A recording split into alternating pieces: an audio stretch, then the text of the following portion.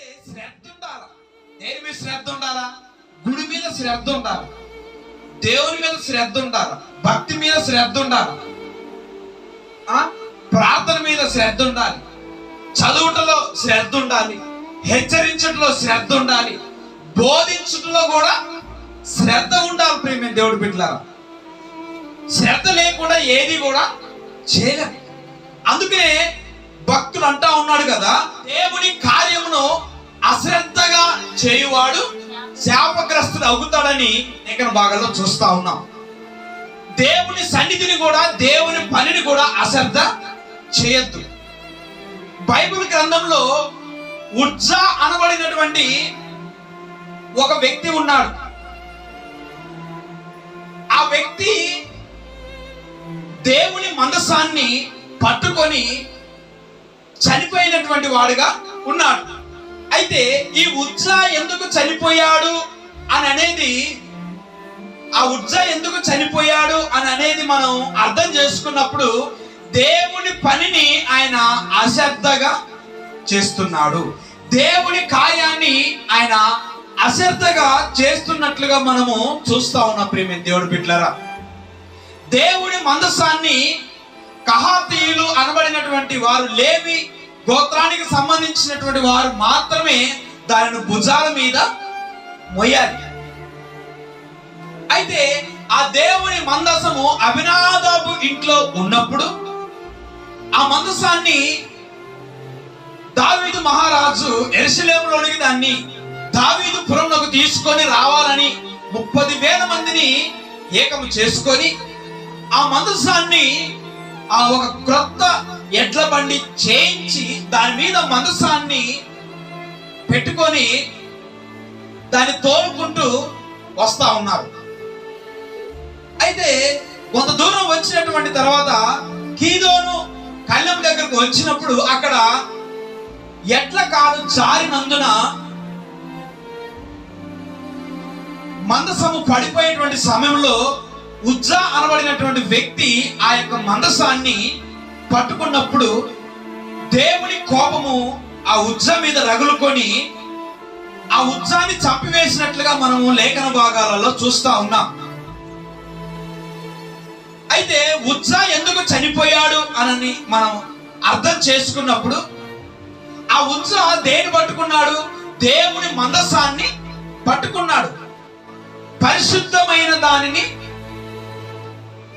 ముట్టుకొనకూడదు, నీవు చావకుండానట్లు పరిశుద్ధమైన దానిని ముట్టకూడదు అని అనేది ఒక ఆజ్ఞ ఉన్నది. అందును బట్టి ఆ వ్యక్తి ఏం చేశాడంటే మందసాన్ని పట్టుకున్నాడు. ఎప్పుడైతే మందసాన్ని పట్టుకున్నాడో వెంటనే దేవుని ఉగ్రత తన మీదకి వచ్చినట్లుగా మనం లేఖన భాగాల్లో చూస్తా ఉన్నాం.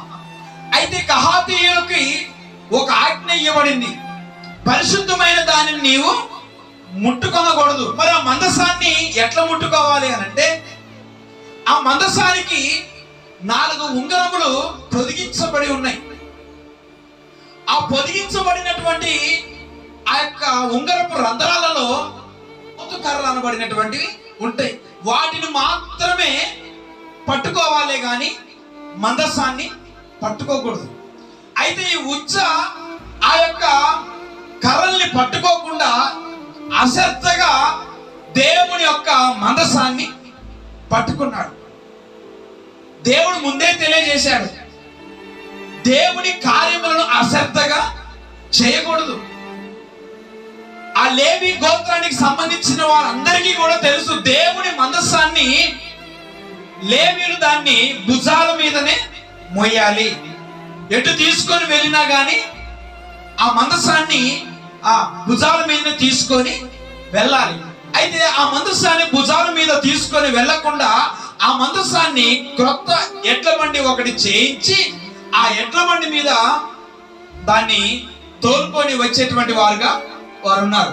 అందుకు అక్కడ దేవుడికి మహిమ కలగలే. అక్కడ దేవుడికి మహిమ కలిగింది అంటే దేవుడు చెప్పినటువంటి పని వాళ్ళు శ్రద్ధగా చేయట్లేదు, దేవుని చిత్తాన్ని నెరవేర్చట్లేదు. ఒకవైపు చూస్తే తంబూర సితారాలతో నాట్యాలు ఆడుకుంటూ జయ ధ్వనులతో పలుక్కుంటూ వస్తా ఉన్నారు. దేవుని స్తుతిస్తా ఉన్నారు. దావీదు కూడా ఎలాంటి నాట్యం చేస్తున్నాడు అనంటే, దేవుడు వస్తున్నాడు, దేవుని మందస్సము మా దావీదు పురమునకు వస్తుందనేటువంటి సంతోషంలో నాట్యాలు చేస్తూ వాళ్ళు ఆ మందస్సాన్ని తీసుకొని వస్తా ఉన్నారు. ఆ మందస్సాన్ని తీసుకొని వచ్చేటువంటి ఆ యొక్క క్రమంలో ఎడ్ల కాలు జారినందున ఈ ఉజ్జా అనబడినటువంటి వ్యక్తి వెళ్ళి మందస్సాన్ని పట్టుకుంటాడు. అక్కడ దేవుని యొక్క కోపం రగులుకొని వెంటనే ఉజ్జా చనిపోతాడు. ప్రియమైన దేవుడి బిడ్డ, ఎందుకు అంటే ఈ ఉజ్జాకి తెలుసు, ఈ కహాతీయులు అయినప్పటికీ కూడా దేవుడి మందస్సాన్ని మోసే భారము బాధ్యత వాళ్ళకి ఉన్నప్పటికీ కూడా, దేవుడు ఆ భారాన్ని వాళ్ళకి కలిగించినప్పటికీ కూడా